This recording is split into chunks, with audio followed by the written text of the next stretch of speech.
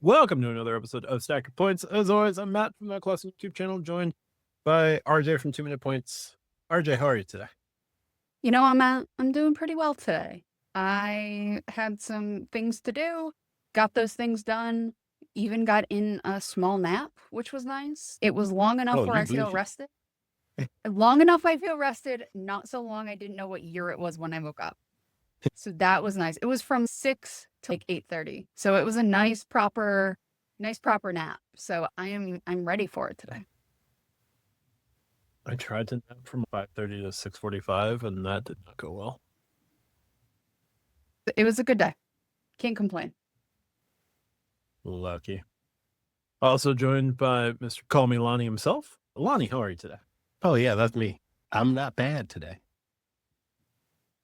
It wasn't that bad of a Monday, but we'll see exactly where it falls on the scale in a couple of days. That's fair. I can tell y'all that Mondayed hard for me today. Hey, man, you're almost through it. If you can make it to it, you got to make it through it. That's how I feel about Fridays.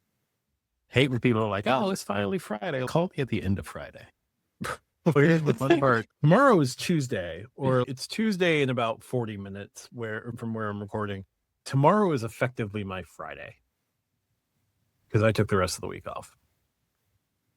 Matt, in 39 minutes, you will be through your Monday and to your Friday. It's not a bad go of things, sir. Just tunneled the other way. Anyway, yeah, it was a mess. But I do have a new Whoop band. I needed to replace I didn't need to replace the original Whoop band. I just didn't like the original Whoop band. So I went out and got something I preferred. The reason why I have this, I also temporarily misplaced my charger, the wireless charger that came with the Whoop initially. And so I bought a new one of those. I bought a wired charger and I bought this. And as soon as I bought all three of those items, my original wireless charger reappeared. And this was after finding my Whoop that I had thought that I had misplaced and I was going to have to buy a whole new kit and caboodle. Both items were in my backpack. The backpack that I had searched no fewer than 10 times in looking for both of these items. You know where my Oura ring is? It's on my hand. Don't want to hear it. That's where it goes. Don't want to hear it. Don't want to hear it. I knew as soon as I hit order, I said, everything's going to reappear. You said that to me, I think on either Alive or After Alive. Yep. And so it did. Still wish Whoop would use fucking pays, though.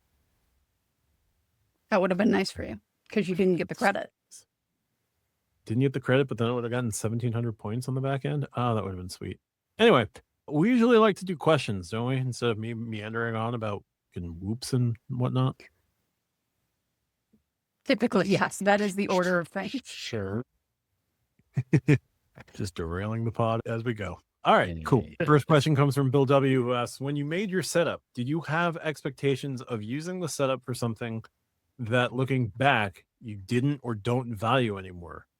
And now do you see that setup with a new purpose? So looking at your setup, effectively, did it have value X and now it might have value Y? Lani, I'll throw to you on this one.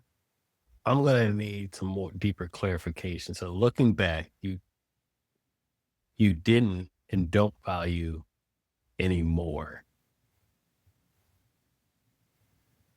And now I see that setup with a new purpose.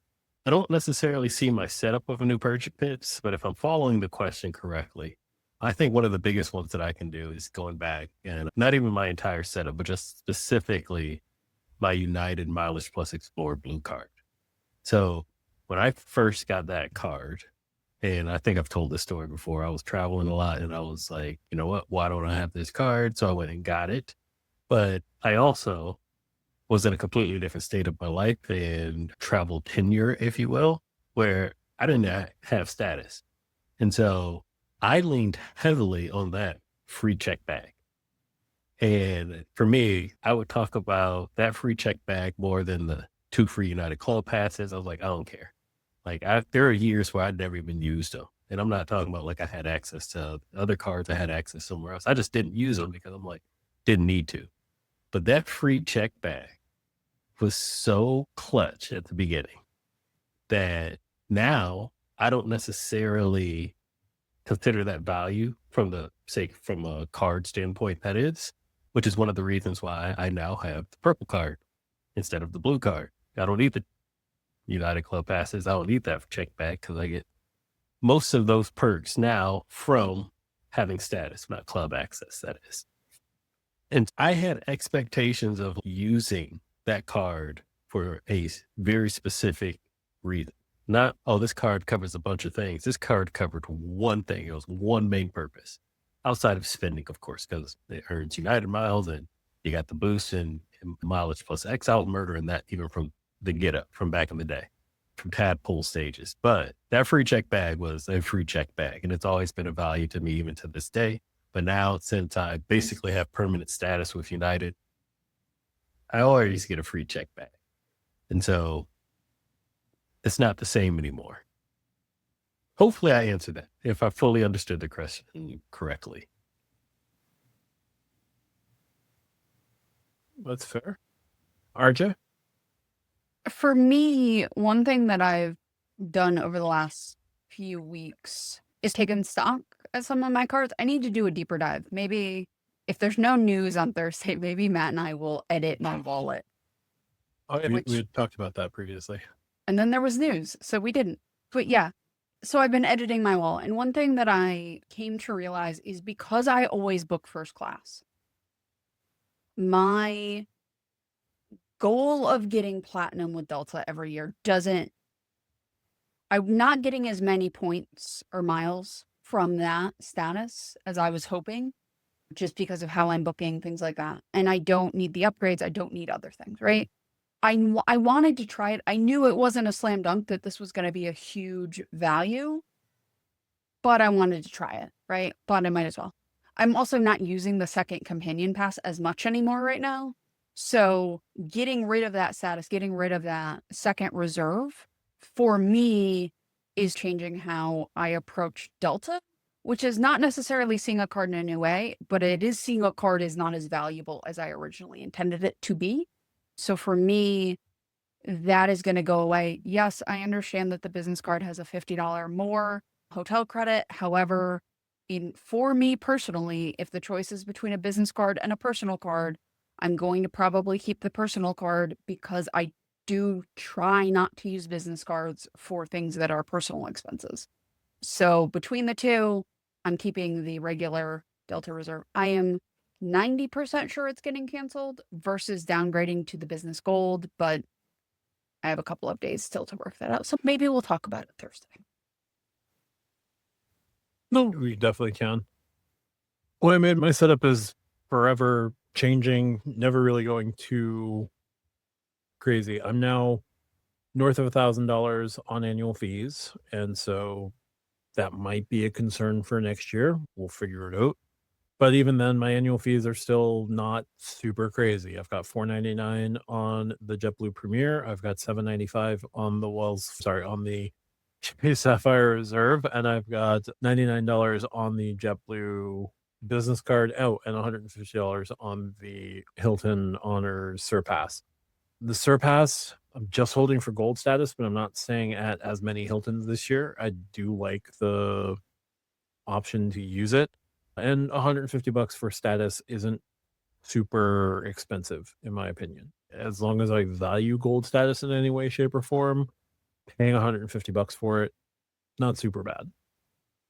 I am potentially going to be one and done with the JetBlue Premier, at least banking those 100,000 points. I do want to see how hard it would be to get Mosaic status with the 25 tile head start. It shouldn't be as hard as I think. And I think one or maybe two trips with JetBlue booking with cash next year should probably get me pretty well on my way to locking down Mosaic status. So we'll see.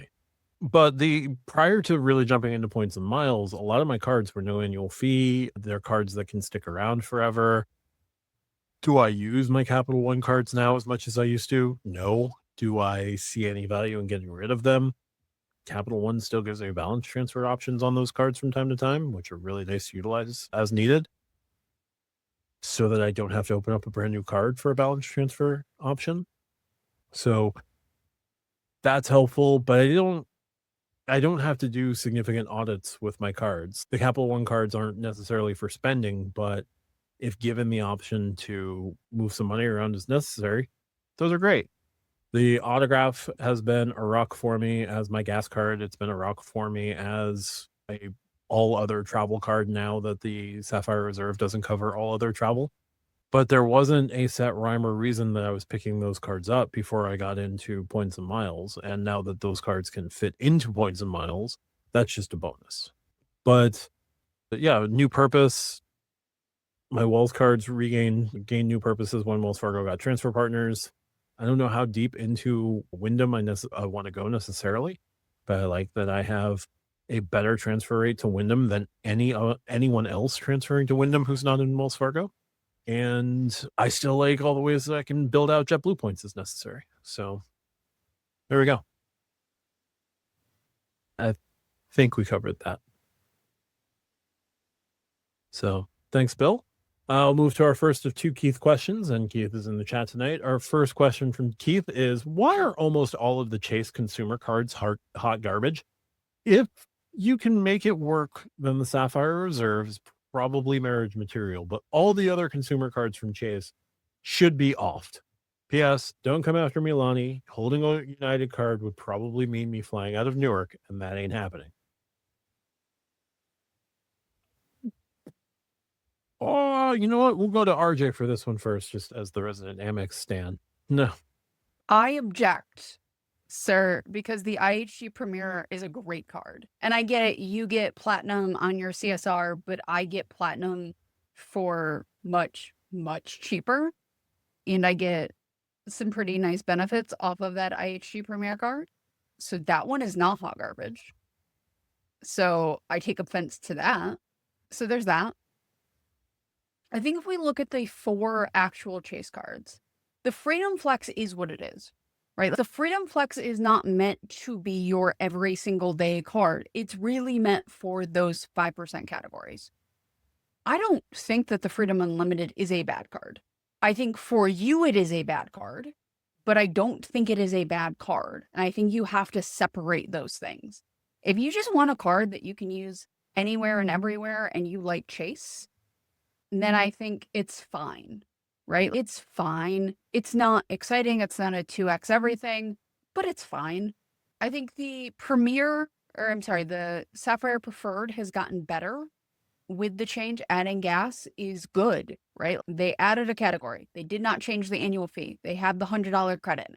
For somebody who is not super high into Chase, but Chase is their second or maybe even their third transfer option, or they like their portal for some options, the status match, things like that, I think the Preferred is fine.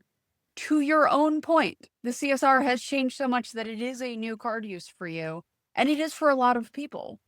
If it worked for you before and it doesn't now, I don't think that means that the card is necessarily hot garbage. I think the card has issues for reasons other than they changed it, but I don't think it's necessarily hot garbage. I think it just is a card that has a very different use case than it did 14 months ago. And if it works for you, if you're somebody that can use those credits, like Matt has used them for sports, other people have used them for concert tickets, I think the card can be good. You've got to deal with their ticketing partner, which is rough at times, but such is life. And the 8x in the portal can be truly very good, especially when you get status match. So for me, that is a factor. Again, the cards are not necessarily outside of the CSR, are not necessarily for people that are super deep into credit cards. And I think that's the disconnect, right? If you're somebody who's casually into credit cards, or this is your backup system or your tertiary system, I don't think these are bad cards. I think everyone is like, why can't I maximize this? And Chase says, that is not what these cards are for. Sorry. And everybody is getting hurt because these cards aren't maximizing cards, but that's not what Chase wants them to be. So that would be my point. if you want cards that maximize things, there are other ecosystems. Like Bilt, if you want to maximize and do a bunch of shenanigans, there's Bilt. If you want a bunch of offers and upgrades and downgrades and different things, there's Amex. If you want AA, there's Citi that has some crazy things like City Nights to play with. If you want JetBlue and Wells Fargo and some truly awesome cashback options or transfers to specific things, Wells Fargo can be great. So there are a lot of options.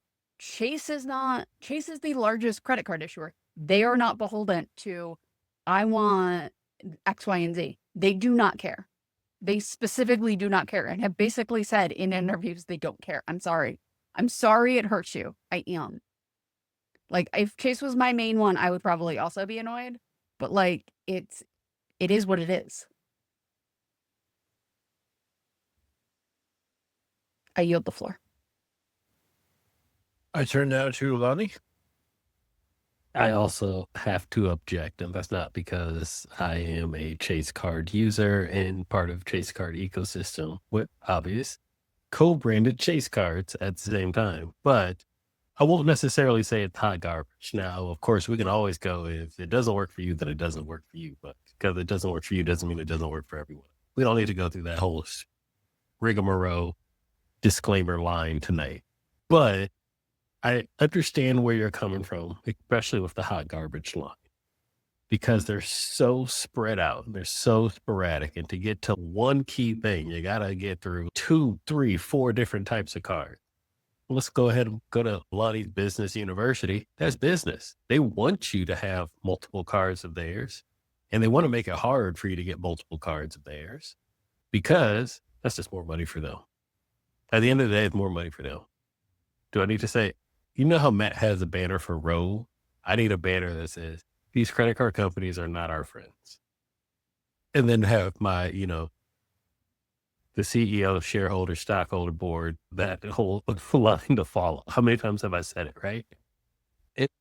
Thing is, if they gave, this goes back to the one thing that Matt and I have always asked for. How come we just can't have one card to handle everything? Because it would ruin the system. It would literally break the system. There's no point to have 2 cards, 3 cards, 4 cards, 5 cards from this ecosystem, cards from this ecosystem. They literally like money. They ask you, hey, do you want us to hold your money? If I ask, hey, can I hold, RJ, would you let me hold $5,000? Let me hold your next full paycheck. Trust me, I got you. You probably wouldn't give it to me, but we willingly hand it over to a bank without question. Willingly. Don't pass go. Don't collect the $200. Here's my direct deposit information. Willingly hand it over. Anyway. But I won't let my own brother take my paycheck. That's what I'm saying. Anyway, getting back to the question, getting back to the point, is that they specifically make it hard or annoying or frustrating so that the system cannot be gamed. And if it is, they still end up winning. It's like casino rules where the house always rules. One of the things that we've constantly talked about, especially with Chase, why is everything 3X dining? Because it's easy for them. It's easy for them to do 3X dining. And now you get 2 cards, 3 cards with 3X dining. Guess what? They are paying the exact same amount no matter where you go dining, but to have 2 or 3 or 4 cards, you as a consumer are paying a whole lot. So the hot garbage aspect is that nothing really meshes together. The puzzle pieces don't really create a picture with Chase. You get a small pocket over here and a good pocket over here, and you just make it work for you as an individual. Whereas that's where I say your comment about it being hot garbage is valid. And I understand where it's coming from because it doesn't necessarily mesh.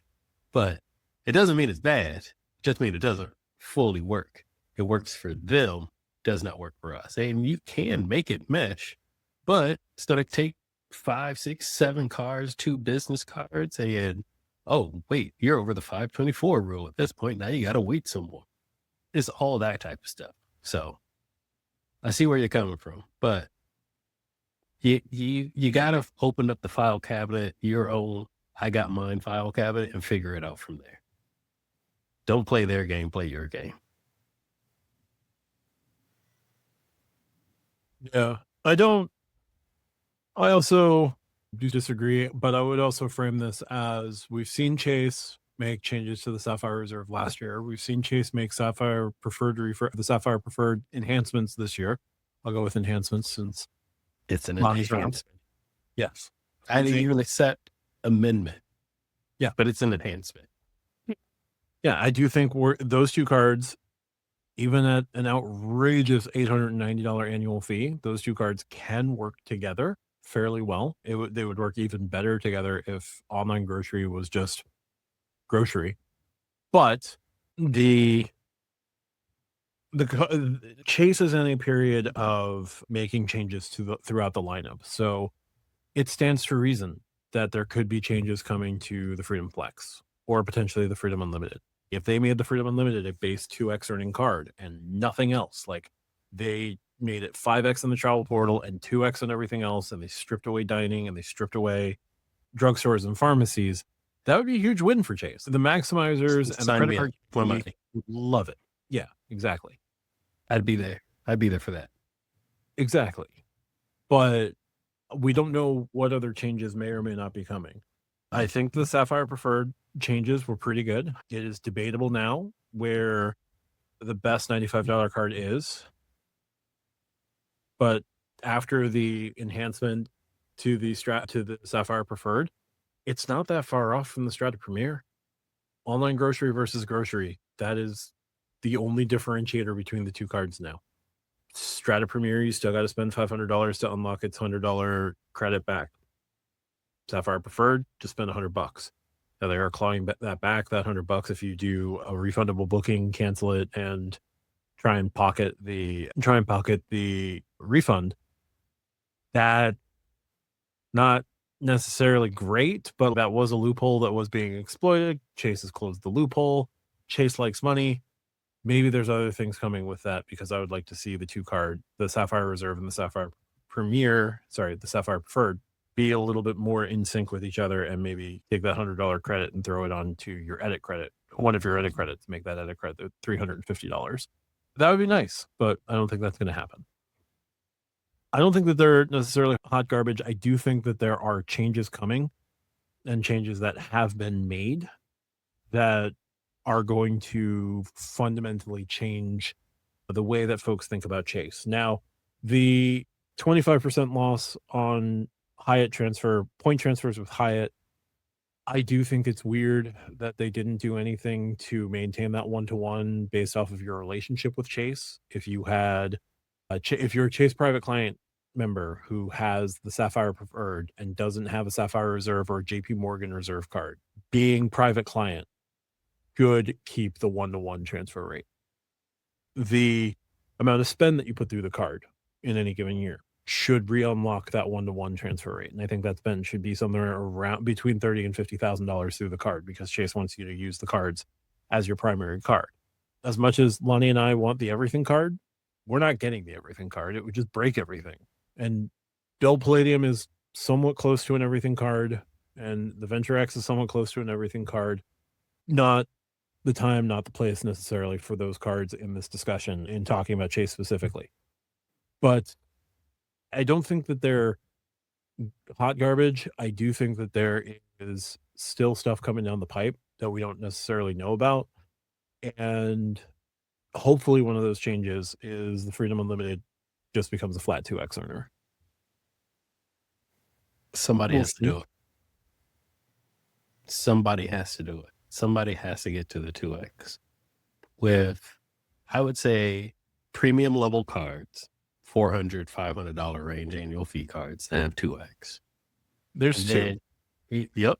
And then for the fact of, I don't even want to call it parity, to have a $0 annual fee card that is absolutely so close. The thing is, whoever does it first wins type of scenario. This is one, first to market will actually win the race. And so if Chase wants to win that race and own that bucket, they need to make something that's 2x everything, probably the Freedom Unlimited. Amex could come out and do a 2x everything. We've also talked about that. one, from a premium standpoint, the platinum can go 2x. And I think that would be an absolute game changer. Yep. Or they can do anything else. They can do one of their cashback cards. I know there are some like the business one or whatnot out there, but I'm talking about consumer side only. They can do one of the cashback cards. They can do something like the green. The green, outside of the travel categories, personally, I think they should put the travel categories from the green into the gold and just make the green 2x. And now the ecosystem is beautiful, but that's me. But somebody has to do it, and it's going to happen. I can't say it's going to happen soon, but eventually it is going to happen. Mark my words.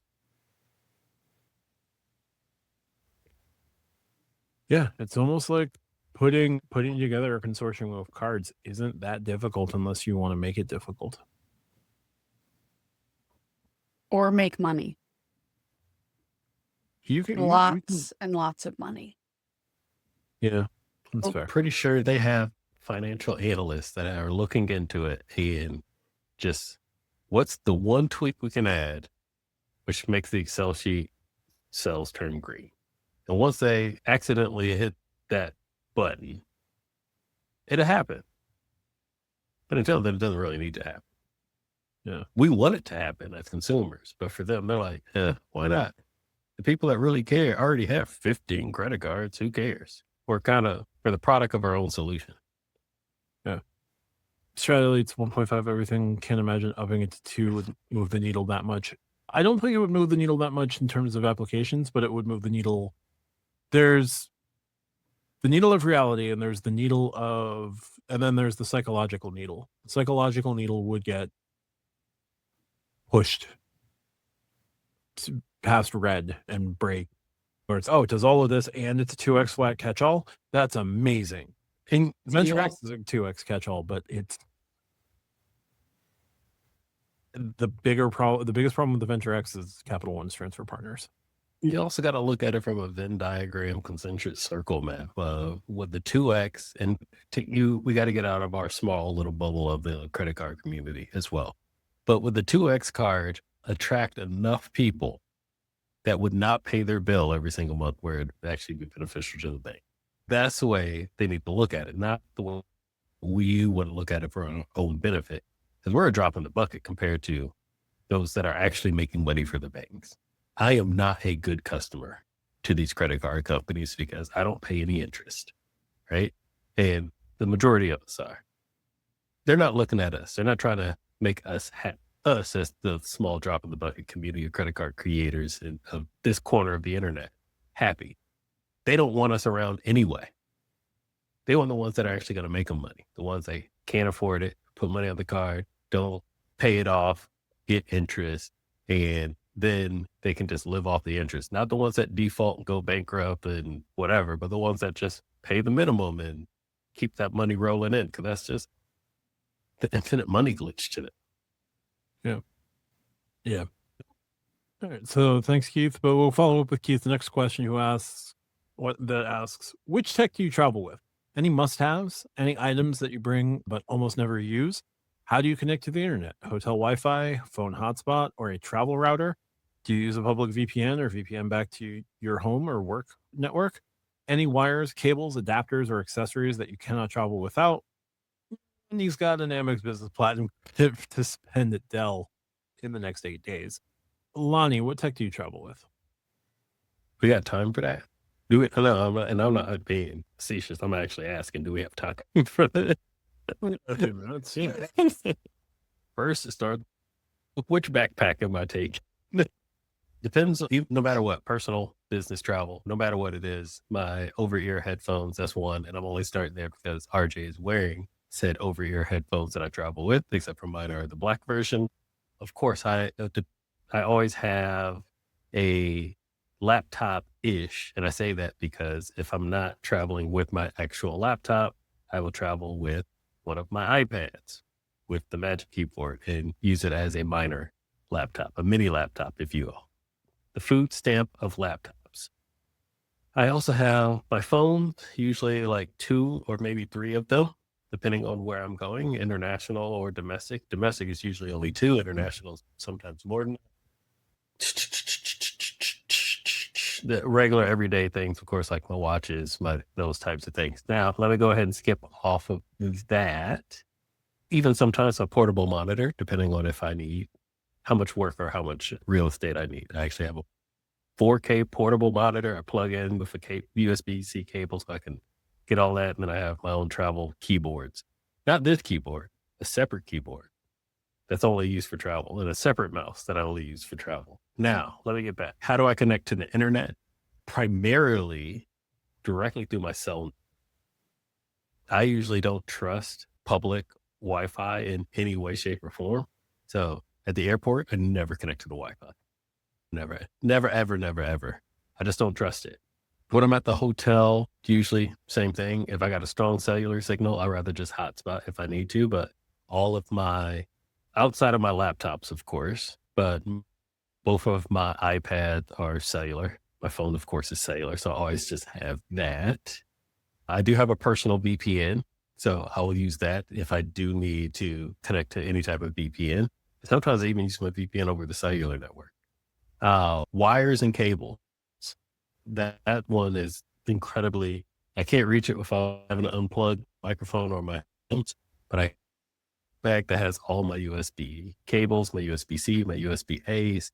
My favorite ones are these tiny little things right here. These really short USB ones.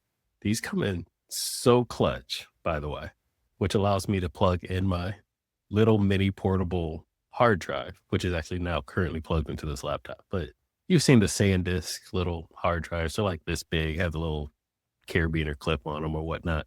So that always plugged in to my laptop or whatever device I'm currently traveling or using with, because it's 4 terabytes. It literally has everything I could possibly need.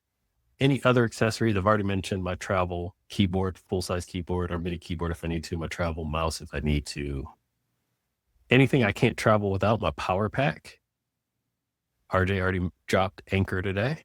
I guess I need to put my disclaimer. I am technically an Anchor affiliate, even though you never see me actually put my affiliate codes or anything out there. But hit me up if you ever want to buy anything from Anchor.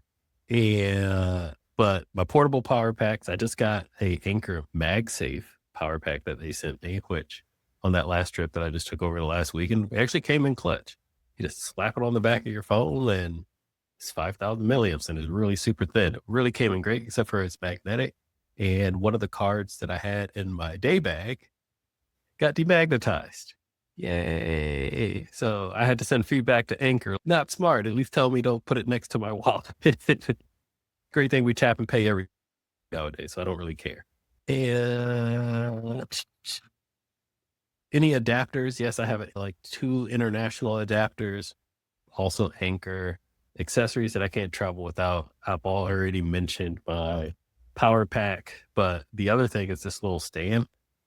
I have 3 or 4 of these and I use them with my kid too, which is why I have 3 or 4 of them. But it's like super thin, super flat, super light, super durable. And when I need to, I just push it. And now I have a phone stand or a tablet stand. So I can just carry that around. That's usually in my day bag with me as well. And then last but not least, I have my in case of emergency bag, which is why this is bright orange, pull the tag. And I actually keep a pair of wired earbuds with a wired USB-C adapter in it, just in case like my AirPods or my whatever Bluetooth earbuds die or the noise cancellation is not there, or I got to get really quickly onto a call or something. I can just plug this into the USB-C port, plug the headphone jack in, and now I have that. I have wired earbuds. All right, that's enough. There's so much more, but trust me, that's enough. All right. You remember that we used to record the show for 3 hours at a time, right?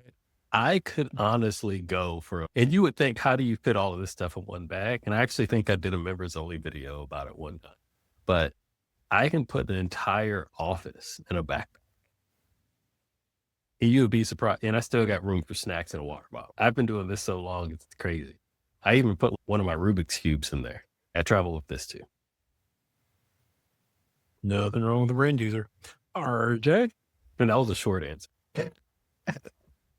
So I have a couple of things. First, I use a Peak Design travel backpack. It's 27 liters. It can expand to 33. So that's my everyday carry bag. So that is the minimum I'm going to have on me is basically everything, because if I don't leave my house often, and when I do leave my house, I'm in a car, right? I'm not in a city where I can just walk anywhere. I am in a car. So if I'm going to leave my house, I'm taking everything. In the front panel, there is a 140-watt Anker charger with USB-C and one USA port. USB-C or USB-A, good Lord, port. I have my MagSafe charger in there because I have a laptop that I always have with me. Usually it's the 14-inch M5 Pro that just travels with me. So I have the MagSafe charger. I have two USB-C chargers. One is 3 feet, one is 6 feet. Those are both Anker. And then in the actual inside of my bag, there's a couple of things. I actually pulled up some things so I can actually name them. Surprisingly, they are Anker. I have the Anker laptop power bank, 250 kilowatts. It's basically a giant power bank with some cords that are built in, USB-C cords that are built in. I like this in hotels because I can plug this into the power. And if for some reason the plug is old and it doesn't connect, or my charger falls out or whatever, the bank has its own internal battery. That's basically what it is. So everything is going to charge. So my phone, my headset, whatever I have plugged into it will charge, and then I can just charge that the next day if needed. So I use that quite a bit. I have also their MagGo wireless charging station. It's basically a little thing. You pop it up. You can slap your MagSafe phone on it. I put my headphones behind it to charge. When I had an Apple Watch, there's a little thing that pops up. So I basically have a little station that I put by my bed. I am somebody who sleeps with a fan. So I have a little sound machine. It's about real time. I have a little sound machine. It is not big. It is this size. It is relatively small and compact. But what it can do is I can flip it up like this, so it's angled at my face or my head, and I can actually have the sound of a fan on, because I cannot sleep without a fan noise. If I hear myself breathe, I cannot sleep, which makes it somewhat stressful to be in a hotel room, because the fans will come off in the middle of the night. And if I am sleeping and the fan cuts off, I wake up. So I need this little thing. And this is thankfully USB-C now, which means that all of my other cords, all of my other paraphernalia can work with it. I have a bunch of Anker stuff. I have docks, I have hubs and things. The one green thing I have off the top of my head is a SD card reader that I can plug into my phone and then take my actual camera SD card and port things over if, say, I took a couple of quick shots and just wanted to get them off. So for me, it's a lot of Anker stuff. Why Anker? Because I've used them for a long time and I've never had a catastrophic failure. There are people on Reddit who have. I'm sorry. If you don't like Anker, use something else. A lot of the companies have comparable cords, chargers, banks, bricks. Use the company you like, but I like Anker. So my Peak Design and Anker are two brands that I have a lot of, because when I travel, I have certain requirements for what I like, and those just happen to be what I like. I am not an affiliate, so I get nothing off of the fact that I like Anker. I just haven't. I haven't actually had to buy Anker in a while, because I have so much of their stuff that I don't need to buy it very often. I have most of it, though they do have a new bedside thing that looks pretty nice. It's an upgrade to the MagGo. That might come in handy at some point, but other than that, that is about it. And then I have packing cubes and stuff, but that's not really tech. There you go. I am probably quite a bit more simplistic than my co-hosts. When traveling, if I am going anywhere where I feel that I may or may not be recording, because I always try to stay up on news and all of that, I will bring my recording materials with me. So the mic, the light, and the Logitech Brio all come with me, as well as the USB-C extender for that. If I am not traveling with my work laptop, It is just my MacBook, my MagSafe connection for the MacBook, a couple of USB-C cables as I try to USB-C as many things as I can. It is 2026. There really isn't a reason for you to have a USB-A cable at this point, in my opinion. But if you does, Cars, rental cars. yeah, but 2025 and 2026 models, I'm noticing that they are giving you A and C. You'd be surprised. Yeah, a lot Yeah. of them. Trust of me on them this one, don't. man. I keep And one USB-A cord. It's USB-A to USB-C, and I only use it in rental cars or in a hotel because they give you 2 USB-Cs and then a USB-A, and I got so much stuff that I have to go to the USB-A to charge that third or fourth item. So there's 2 niche instances for rental cars. But I can't tell you how many times I got in a rental car and it's USB-A. The data port is USB-A.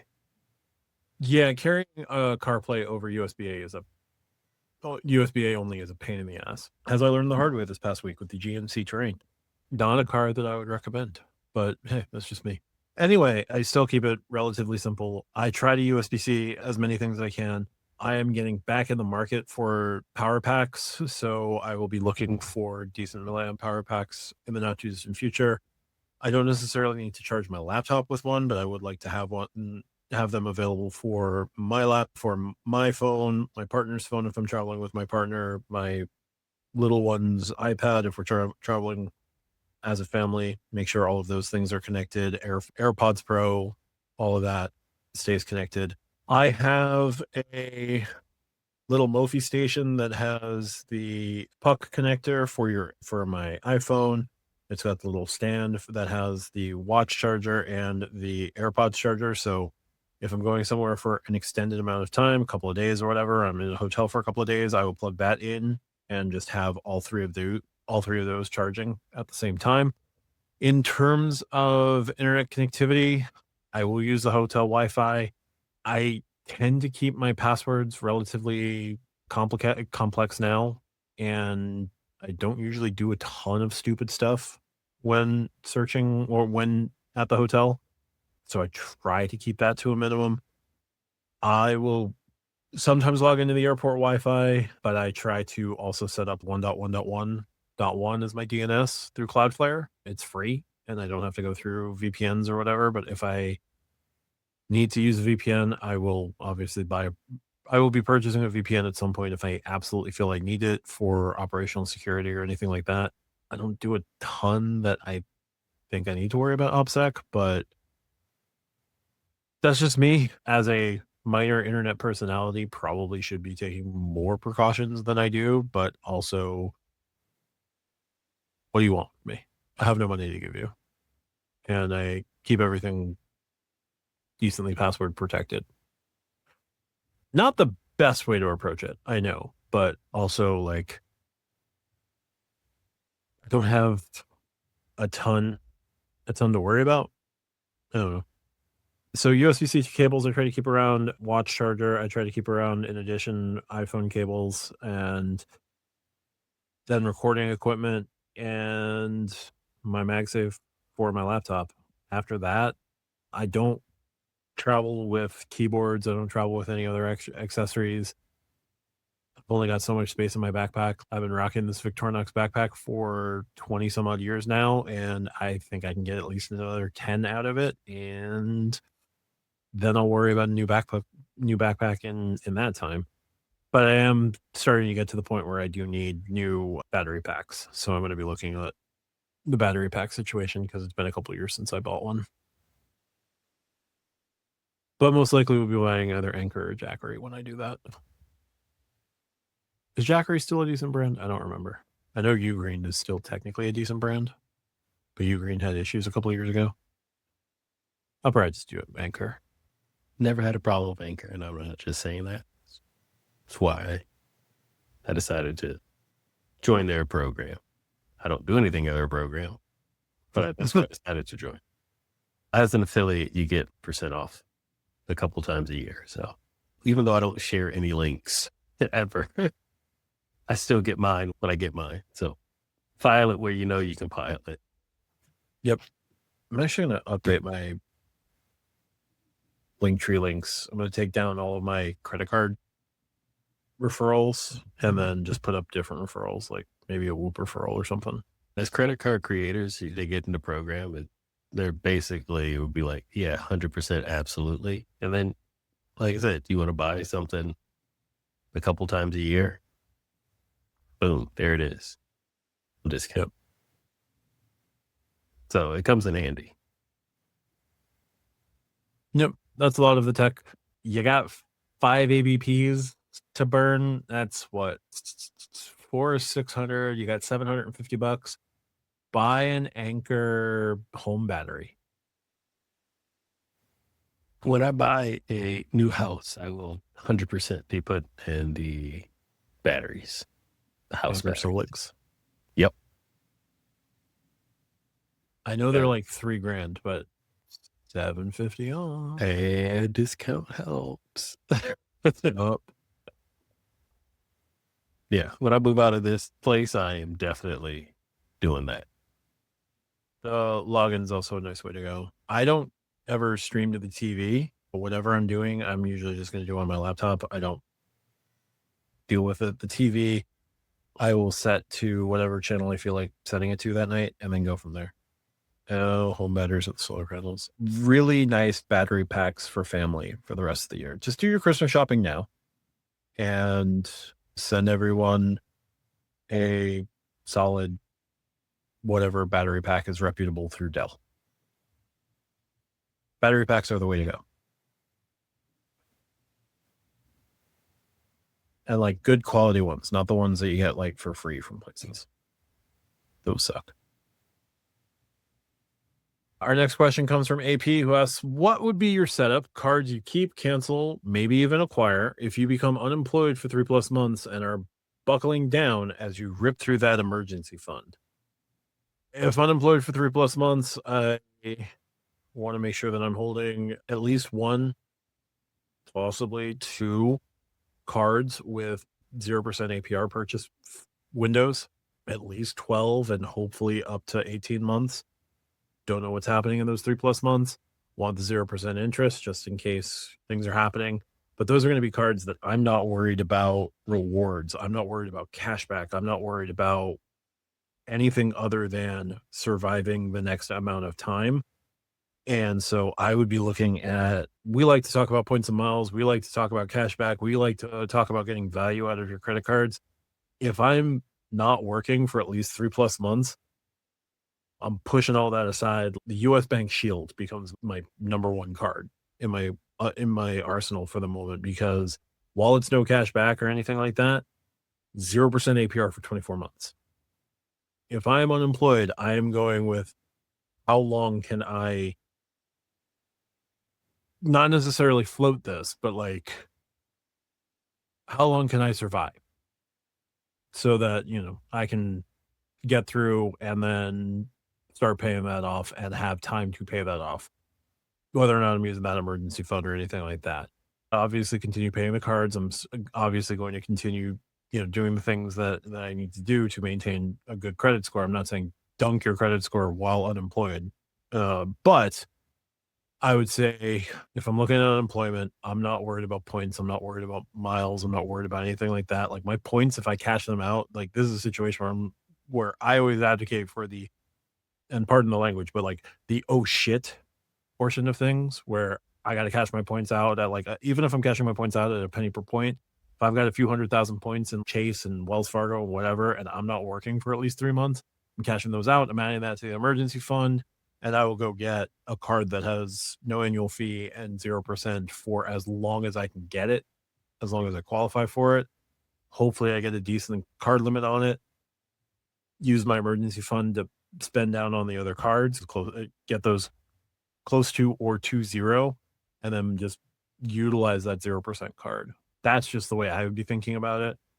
Doesn't necessarily mean it's the right way, but I would want a card with as long a 0% option as possible while I am figuring things out. If I got annual fees coming up, I'm going to cancel those annual fee cards as quickly as I can or downgrade them. And yeah, just do what I can to survive the however long it's going to be that I may or may not be working. RJ, your thoughts here? So honestly, at first, I probably wouldn't do much, right? If it happened tomorrow, knock on wood that it doesn't, all of my annual fees outside of a couple of cards that are probably going to be downgraded or canceled anyway are done for the year. So it allows me to have that ability to put things in pause. I do agree that this is not necessarily the moment where I am the most concerned about points, miles, and things like that. That's when you consolidate things down to one card. You take a look at subscriptions, things like that. Do I really need YouTube Premium right now if it's coming out in 3 weeks? Probably not, right? Those are the things that you look at. I am much more concerned with subscriptions than I would be with an annual fee for my IHG card, right? Yes, it's $95 or $99, whatever, because Chase likes nines, but that's a card that I want to keep, right? I think panicking and just closing things or doing Yeah. things like that is a bad idea. And this wasn't towards you, Matt. Yeah. I'm just talking in general. Humans like to panic. And I think panicking and closing all of your cards is a bad idea because, as Keith points out from our chat, and if you are a friend of the show, you can watch this live and chat with us, utilization becomes a big deal, right? So if you start closing all of your cards, your utilization on the cards you're using is going to jump really high. And that might be a problem. So I would probably try to steady things, keep things, obviously not spending a lot of money, just the necessities to live, but otherwise keep things pretty contained and go forward. If it gets to a point where my platinum is coming up, that might get downgraded to a green because I know I'm going to want this card on the other side. So canceling it doesn't help me, right? I don't want to, if $150 is going to put me on the street, then yeah, it's getting canceled and I'll deal with it after. But if it's a situation where I'm low on funds, then I'll probably just downgrade it to the green and go from there, right? So I would try not to panic. I would try to do some reasonable things without completely changing everything, right? I feel like if I completely changed everything long term, I would be in a bad place, and short term, it wouldn't necessarily help me in the way that I'm trying to help myself anyway. I think trying to be somewhat steady is the option I would go to. Yeah, and that's completely fair. I'm not saying shut all your cards down and just go to one card. For me particularly, I would just be focusing my spend, have a 0%, open a 0% card where I know I could still get a reasonable limit, and maybe it's with a bank that I have a relationship with, and just direct my spending there. I'm not worried about rewards. I'm not worried about anything else. I'm going to keep the rest of my cards open. If annual fees are going to come up in the next little bit, I will look at the downgrade path for sure. If I lost my job tomorrow, which I certainly hope I don't, I've already paid my annual fee for the Sapphire Reserve. That's good to go for a little while. I've paid my JetBlue Reserve, my JetBlue Premier annual fee. That's good to go until next year. My Hilton annual fee comes up in November, and my JetBlue Business Card annual fee comes up in February. I still have a little bit of runway for that, but in the meantime, I would be cutting back a lot of my spending across my cards and going to Float City as quickly as I can. I would be reevaluating my subscriptions and all of that. But I'm not saying, I wouldn't be advocating close all your cards immediately. Keep your cards open, but start giving yourself as much flexibility as you can. So if you can downgrade your Sapphire Reserve to a second Freedom Unlimited, if you have to, you're going to keep that card open. You're going to keep I'm going to keep that credit line open. I'm going to make sure that my utilization stays close to where it is. I have around $170,000 in available credit across all my cards. I never get close to 30%, but I'm around 10 or 11. Utilization on one card may be an issue. but I would be more concerned about surviving than what my overall utilization is. Because when I have been unemployed, and this was back when I worked on political campaigns, I was not unemployed for 3 months, and campaigns don't really allow you the ability to build up that emergency fund. So my approach is I may have to live on this thing for a little while, which not great, but is life. So I just wanted to expand on that. Sorry about that. Lani. I also agree that you most likely won't need to go sky is falling, cancel everything. I think it would be better to, of course, limit your spending, create a more tighter budget. Hopefully you're already doing that before the job loss or the layoff happens.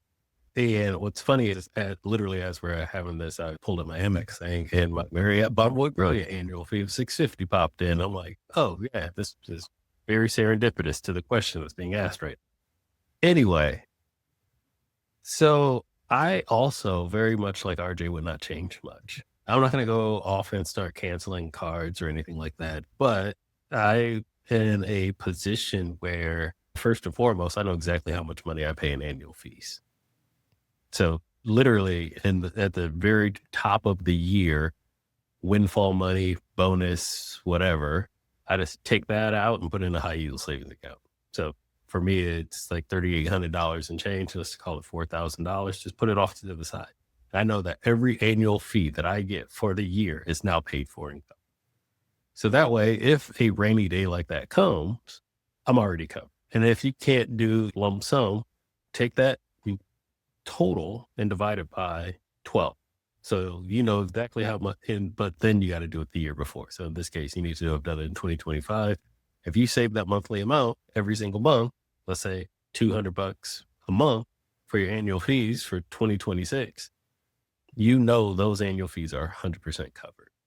And that's just personally the way that I approach it. I know not everyone can do that. Not everyone has the financial backing or put themselves in a financial position to have an emergency fund. I, of course, do. I also have made sure to have an emergency fund, which will also lean into my answer of, I wouldn't just go cancel everything right away. That gives me a runway before it had to get to that. Now, the flip side of that, there are some higher annual fee cards. I just mentioned a $650. I definitely got another $500 one. I definitely got another almost $900 one and an $800 one. Yes, I also know when they hit and all that other fun stuff.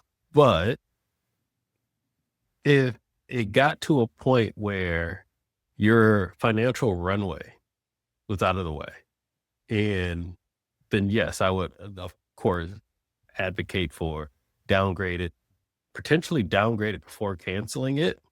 If you can downgrade it to something where it, I know like a platinum, you really can't go any further than a green, but if you can downgrade it to zero, as close as you get to zero, 100% do that.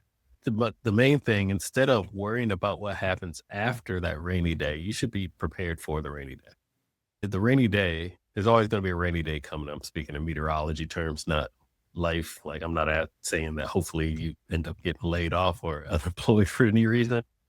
But the flip side of that coin is if you're in this game, you know you got annual fees. That month where you had an extra $20, put that $20 aside so that you can cover your annual fees. And I say that because there's been a lot of times where you had an extra $5, $10, $20.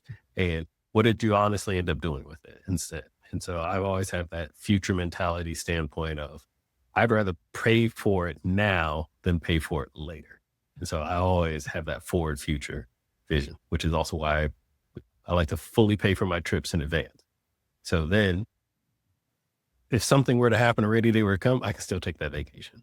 And I already know it's already covered. Yes, there might be food and all that other stuff, which is a lot cheaper than trying to book a flight when you don't have any income coming. So that's the way I would approach it. Absolutely. Thanks, AP. Let's move to our last question. It comes from a comment.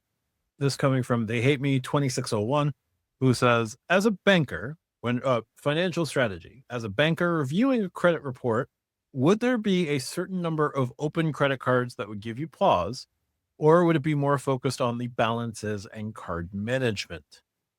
RJ, let's say you're a banker. How would you approach this?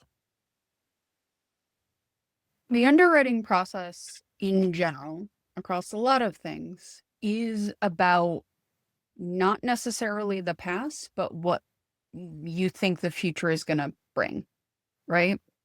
And using past data to predict future behavior, which is as much of an art as a science.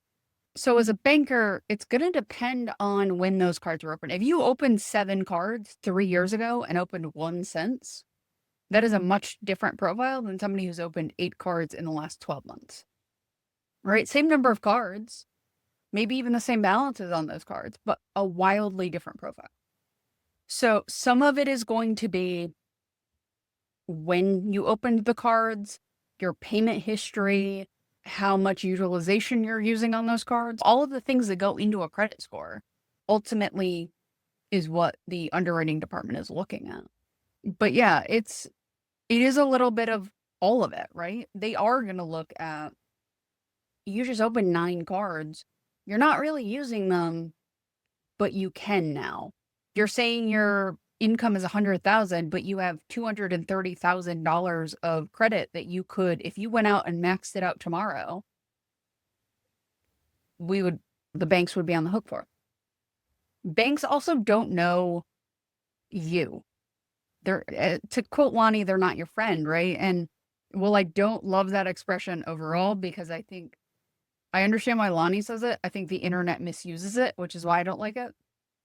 But they don't know you. If somebody's underwriting a file, they don't know you're a good person. You might be the most stand-up person in the world.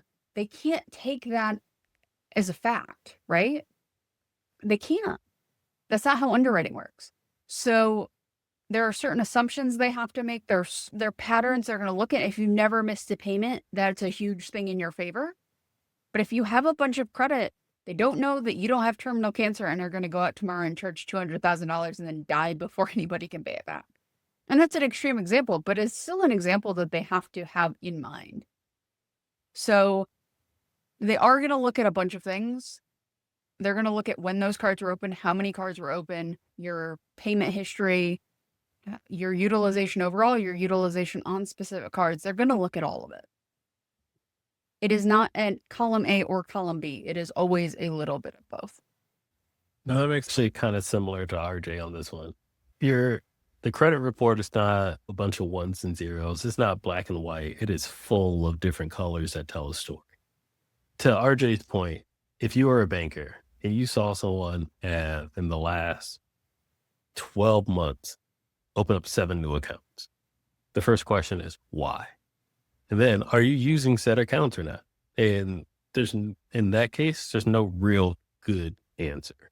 Either you open up 7 accounts, like credit card accounts, and you're not using them, which tells one story. You're in it you probably got a bunch of sign-up bonuses and you have no intent of using said credit or going forward. And then, of course, being that those cards are spread out, you probably don't have the funds for whatever that banker is looking for. Because when they got this credit card bonus, they're not using it anymore because they don't have the funds to maintain 7 different credit cards. Or they see those 7 different credit cards and there is balances on there. It looks like you can't afford your lifestyle and you are signing up for cards, putting money on them and slowly chipping away that money off to float you for whatever reason that you had to open up those 7 cards for. The thing is, yes, it can give them pause. And these are 2 things that are 100% affecting your credit score.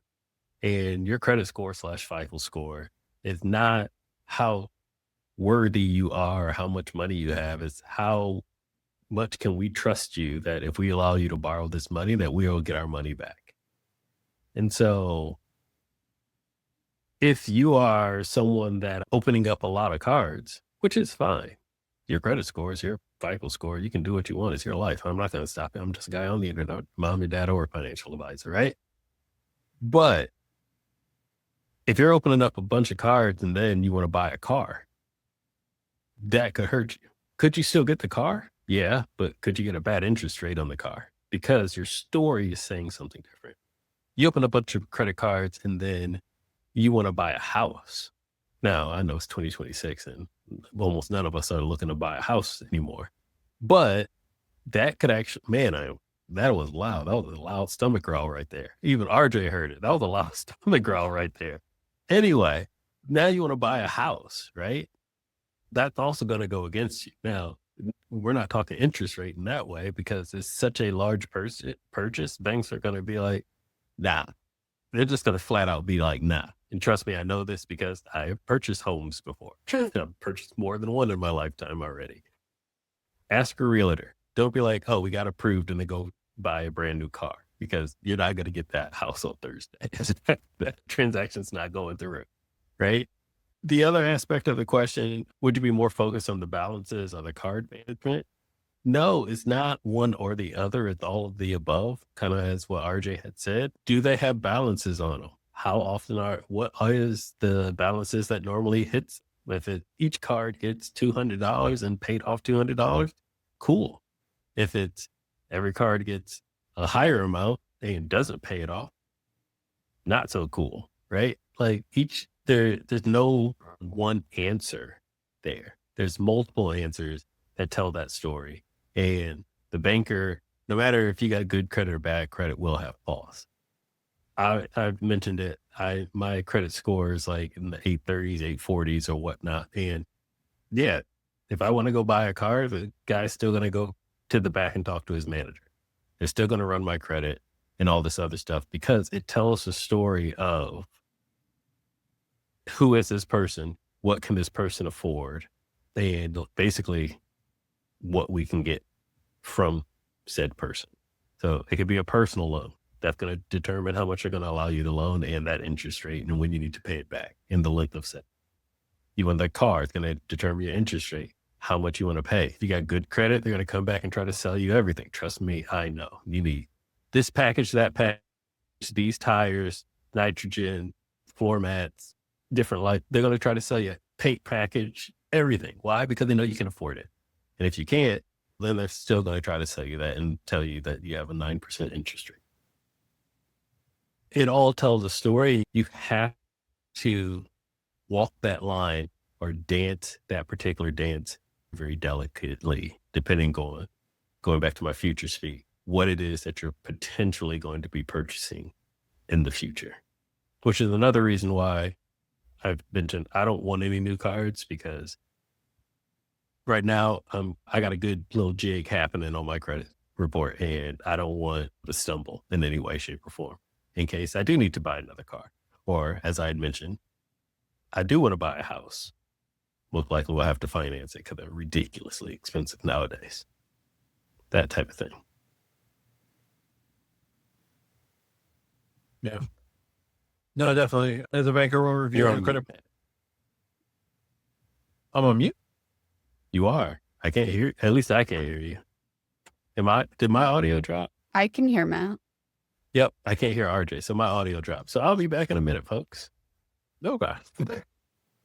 We'll get Lani back in just a second. But as a banker, if I'm reviewing a credit report, would it be a certain number of open credit cards that would give me pause, or would there be more focus on balances and card management? Just taking a step back, looking at FICO scores and how they're calculated. 35% of a FICO score is your payment history, whether you pay your bills on time. That's not necessarily paying in full, but paying on time, right? Amounts owed, 30%, how much debt you owe, and your credit card and your credit utilization ratio. That is whether or not you pay your bills off in full. So you do have to keep that into account. Those account for 65% of your credit score.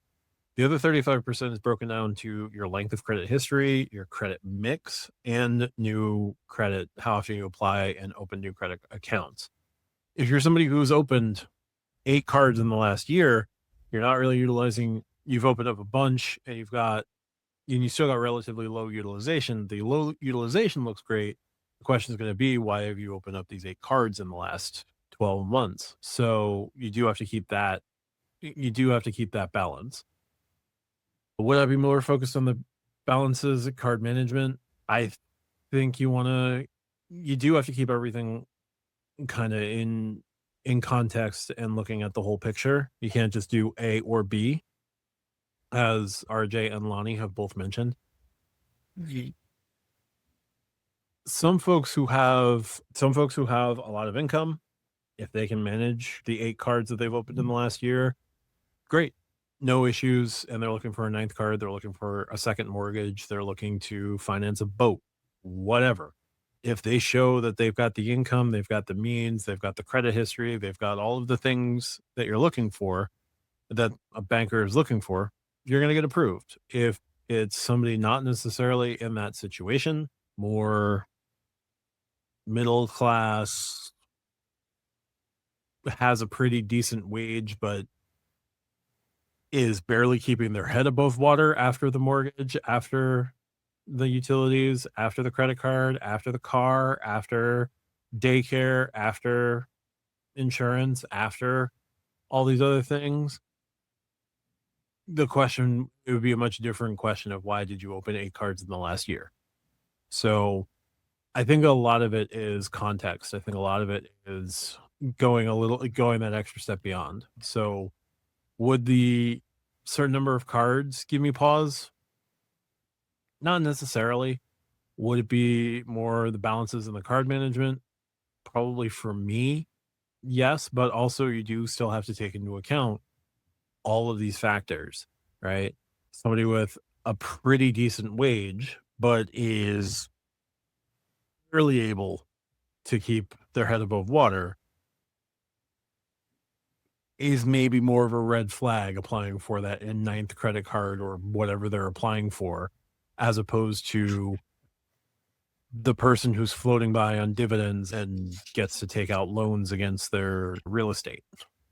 It's potentially 2 entirely different worlds, but you do have to take the further context into account. Because the wealthy get to live a much different lifestyle than we do. Any final thoughts on our questions this week? Purchase as close to full price as possible whenever you possibly can. Like, and the second you start trying to finance, you actually end up paying more.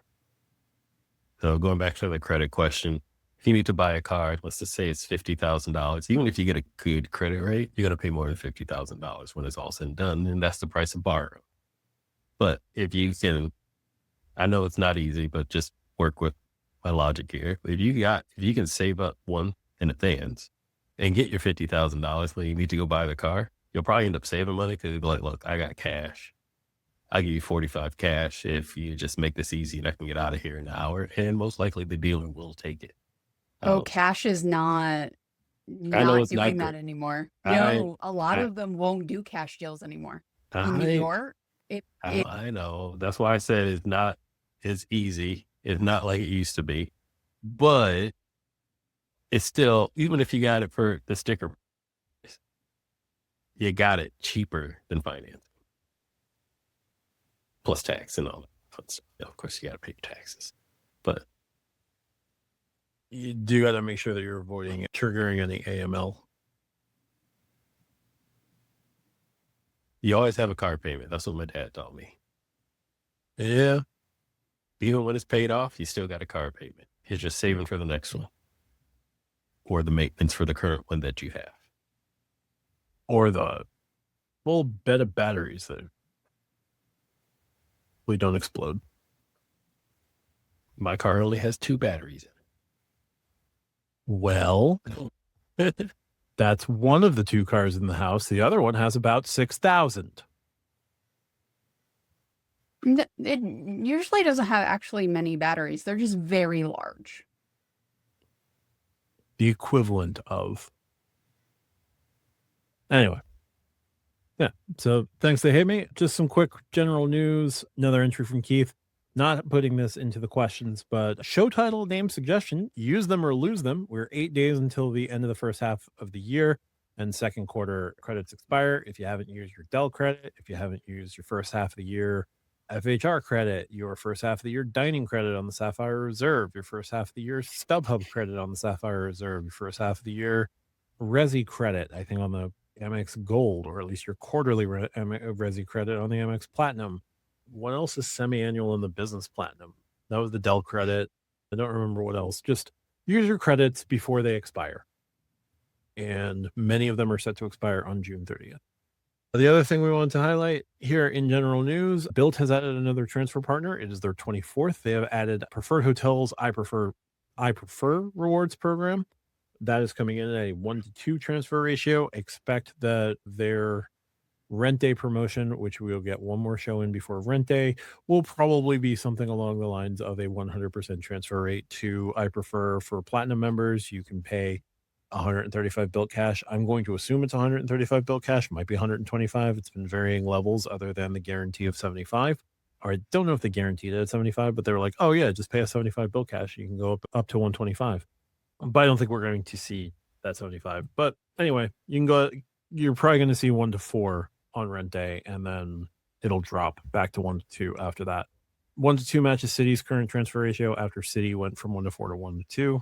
Just wanted to highlight the Bilt added another transfer partner. Any thoughts on either of these? Use your credit. I still have an FHR to use. I'm waiting for my statement to close so I can put it on next statement. Definitely use your credit. I'm going to do the fun thing of booking one night on one FHR credit, waiting a couple days and booking the second night on a different FHR credit. Hey, nothing wrong with it, RJ. Going to the hotel and being like, hey, so by the way, I did a thing. Please don't kick me out of my room. We'll see. Worst case scenario, I'll walk around New York City for 3 hours or go sit in the lobby. I'll have my laptop. I'll be fine. Let's jump into our topics then. Lani, your topic this week. Oh, I get to go first. Okay. Seems to be my usual default. I'm sorry. No, whatever. I don't care. It's cool. My topic is, are the 2% or the flat out 2% cashback cards, can we start considering them premium now? I didn't say annual fee, so I can see the comment. I don't want to start seeing a whole bunch of stuff popping up over there. But with all the current hype rhetoric, the Wells Active Cash, City Double Cash, Bilt Palladium, Venture X, is it better to spend hours hunting for an elusive 2-cent point luxury flight redemption that might get devalued tomorrow, or just take a cold hard guaranteed 2% cash back on everything to fund your travel directly out of pocket? Matt, you came to me first, so I'm going to go to you first. What are your thoughts on the 2% cashback cards, their level of premiumness, and are they kind of starting to look a little sexy over there in this game? My first answer would be a question of when were they not? But what, not premium or not sexy? Not sexy. One of it. Come on now. Flat 2X earner card. Should always have 1 or 6 of those available. No, I don't know that they're to be considered premium now, right? Because then like someone would say, oh, but what about the Robinhood Gold card with its 3% cash back on everything? That is a bit of a premium. But I do think that the 2X or the 2% cashback earning cards are definitely a great base, a great foundation. The points versus cashback is going to be, I think, the bigger differentiator. Like 2X Bilt points is awesome. If you're not traveling and you're not redeeming through the Bilt travel portal and you're not putting your points toward a mortgage, your only other option at that point is going to be like buying stuff in the Bilt collection at 1 cent per point. I think it's valued at 1 cent per point for that. Or rent redemption at 0.55 cent per point. There is no cash out with Bilt. So as great as Palladium is, as great as Palladium can be, getting you 3.33% effective cash back, it doesn't give you real cash back. It's also earning 4% Bilt cash that you can turn into real dollar. Like it's got real dollar value. Yes, it does have real dollar value at very set amounts, but that is not money that can be put in your pocket in the event of, oh shit, or to utilize in various ways to cash out for cash to buy points to make something else necessary, or cash out for cash to be cash, or cash out for cash to put into your Roth IRA or put into your IRA or put into whatever. found some folks in California have found some sneaky ways to turn the $10 Walgreens redemption into a gift card that they can cash out for cash in California specifically. You want to take the time to do that in California, be my guest, but that is not most Bilt card users. I don't even know how many Bilt card users there are in California. So we just have to take what it is. The points are what the points are worth, but the points are worth nothing until you redeem them. And your redemption options do not include, I would like cash for my Bilt points, please. There is no cash out option there. Venture X, same thing. You can cash out for a statement credit using Travel Eraser at 1 cent per point. Yes, that's probably as good as whatever dollar amount there is, and that is fine, but you cannot cash out your points for cash. Wells, Citi, Fidelity, that's all cash. The Robinhood card is cash. I do think that getting that guaranteed 2% cash back is nice to get stuff back in your pocket, maybe fund travel, set up a travel fund, set up a 529, set up an IRA, set up whatever you feel like doing with it, because it's cash. It's your money. You can do with the cash as you see fit. I do think there is a hindrance to points. You can cash them out for statement credits, which is great. Don't get me wrong. Not here to say that statement credits are bad. I don't particularly love statement credits. Statement credits are not the thing that make my brain go burr. But if you're fine with it, you can make it roll. You can roll with it. I don't necessarily think that it's a premium now, but I do think that given current factors, we're not going to see things go past 2x or 2% without some other sort of behavior thing being added, like a relationship with the bank or significant spend through the card or a significant transaction triggering a higher reward amount. The Amex Business Platinum will give you 2x if you spend $5,000 on a purchase or various other very select purchases. The Chase Ink Premier, a card nobody really talks about because 1, it's a business card. 2, it doesn't give you ultimate reward points that you can transfer out. It's only cash back. It gives you 2.5% on $5,000 purchases, right? So there are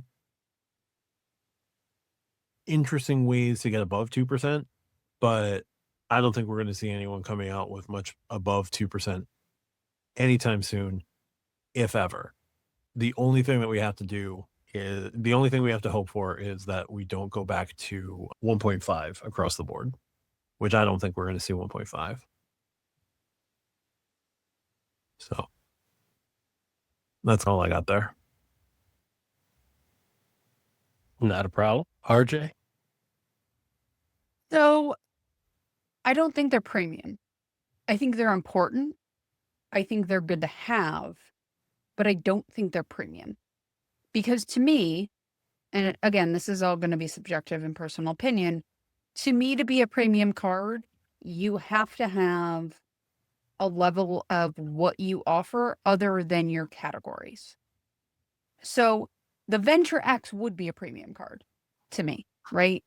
You've got Priority Pass, you have the portal, you've got different things with that, right? Like that is probably the low end of premium at this point with whatever else is on the market in 2026. But is my double up or whatever from TD Bank a premium card because it's 2%? No, it doesn't really offer me anything that any other 2% card would offer. So again, I think if we take out that part of your question, if we take out if it's premium or not, and it's the second part of the question about, is it better to spend hours hunting for the 2 cent per point luxury flight or just take the 2% cash back? I think for a lot of people, and I've said this, I am not a huge cashback person. However, I think more people would be better served with cashback than points. I think there is a problem of a lot of cashback is statement credits. If that's something you don't want, I understand. But that is the way that banks are going with cashback, is more towards statement credits unless that you can cash this out, or you have to have a bank account with us to cash it out, which is putting that friction point in for a lot of people. So I think they're important. I think more people should go cashback than points. they're also harder to gain, right? A lot of cashback cards have different restrictions because the bank is not giving you funny money. They're giving you either a statement credit or ways to get actual currency. And they are much, much tighter with that, both for legal reasons and because it's cash money, that they don't want to give it away as easily. So it is, at least for most people, I'm sure there are people out there that do quite a lot of gaming on it, but for most people, it's going to be harder to game in the way that you could with a platinum. That card, you can get, like I said, I'm using my FHR credits. I'm going to get 600 back off of a weekend hotel stay. And that's not even gaming it. That's just using the credits, right? So it becomes this thing of points cards tend to be easier to do shenanigans with. And once you shenan once, you're going to shenan again. So it becomes this thing where cashback just doesn't give you that. But do I think they're important? Yeah. I have several that are 2% or 2x, right? Because when I don't want to have to think about it, that's what my brain defaults to, right? My brain, if I'm in a grocery store, the gold card just automatically comes to mind as I walk in, right? Because that is my grocery card. If I'm in a restaurant, same thing. When I'm doing something where I either don't want to have to look up the category or I'm just doing it quick, one of my 2% or 2x cards just pops up because I don't have to think about it. It is very easy. There is no friction there. So yeah, I think they're definitely important. I think more people should probably go cash back.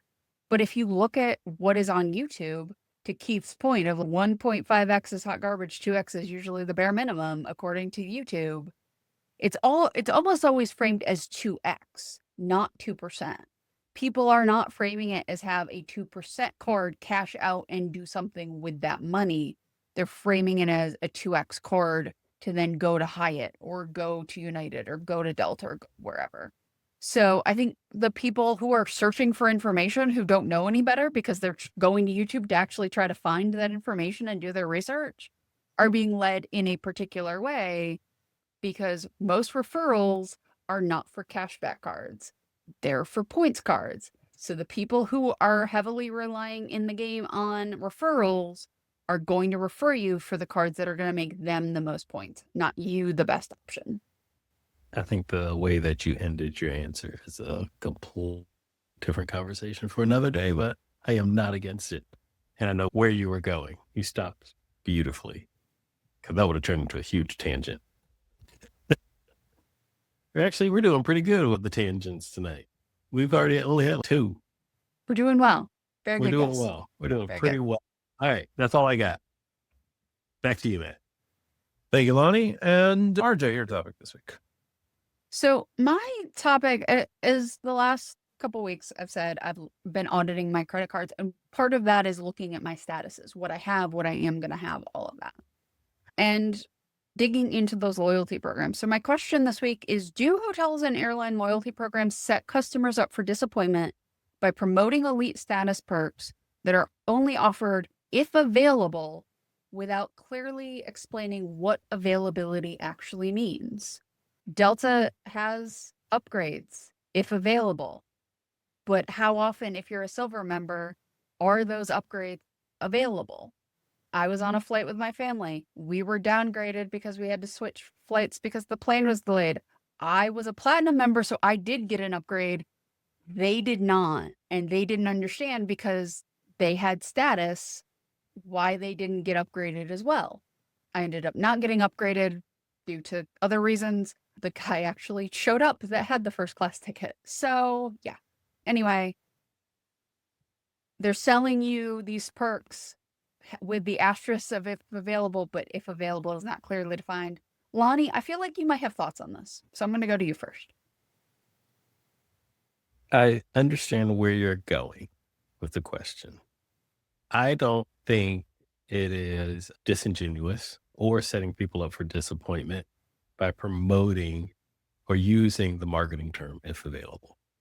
And I'm going to explain why. Please do. Individually. So let's start off with airlines. So for example, if no matter what, when you're booking a flight, especially if you're booking it directly with an airline, in most cases, you can actually see what seats are already paid for and taken. So, for example, if I'm going to book a flight on United and I know I have status and I know I'll be on, no matter what, I'll end up on an upgrade list, for example. And yet, when I'm booking that, because of the time of when I decided to book, however X many other people decide to buy first class first, the upgrade is not available. So I actually have that right to see at time of purchase if it's available or not. Now, the thing is, even after I purchase it, let's just say I went and got my free economy plus seat with my family or whatnot. And I'm like, cool, I'll roll my dice and take my chances in the next couple months when we actually get on the flight. Up until 24 hours before the flight, and sometimes even up into the flight, I can open up the app and look at the seat map and see, are there any seats available? Because now there's 3 first class seats available and we're boarding. Hold on, my dog is scratching it. This episode interrupted by a cute puppy. Yep, or he climbs right up on his little dog bed and just lays down. Just wants to be. Anyway, you can see you're like literally up until the flight has taken off. There's been times because of my status, I get to board early and whatnot, where one of my favorite hacks, especially before I had to buy the 3rd seat for my son after he hit the age 2, is buy aisle and by the window and leave the middle seat open because nobody wants to sit in the middle, right? And it usually works. It's one of those types of seat hacks that usually works. And I would sit there refreshing this stupid app like, man, I hope they don't put anybody in here or nobody tries to move into this middle seat or whatever. So you can actually see it. You can see the if available for the airline.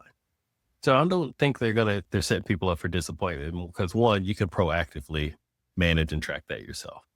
The other aspect is, to your point, is status wise. Now you already know there's a class system when it comes to status, especially the upgrade list. There's the large business customers, so in my case, the global services, 1K, platinum, gold, it goes right down the hierarchy, right? Then there's, in your particular class, there's the business class customers, people that paid cash, people that paid with miles. You know where you're at. And so if you are silver and it says if available, you ain't getting that upgrade. Just go walk to your seat. You are not close enough to get that first class upgrade.